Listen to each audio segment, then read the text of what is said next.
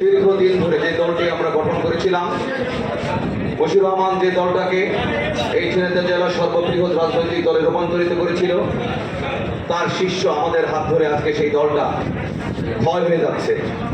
আসুন আমরা মশিউর রহমানের সেই পুরানো ঐতিহ্যকে আমরা ফিরে নিয়ে আসি। আমরা আমাদের এই দলটাকে ঐক্যবদ্ধভাবে আমরা সামনের দিকে এগিয়ে নিয়ে যাই। আজকের ইফতার মাহফিলে এটাই হোক আমাদের প্রত্যাশা। এই কথা বলে সবাইকে আন্তরিক ধন্যবাদ জানিয়ে আমার কথা শেষ করছি। খুদা হাফেজ। বাংলাদেশ জিন্দাবাদ, জাতীয়তাবাদী দল জিন্দাবাদ, শহীদ জিয়া অমর হোক, বেগম খালেদা জিয়া অমর হোক। ধন্যবাদ জেলা বিএনপির সুযোগ্য যুগ্ম সাধারণ মজিদ ভাইকে।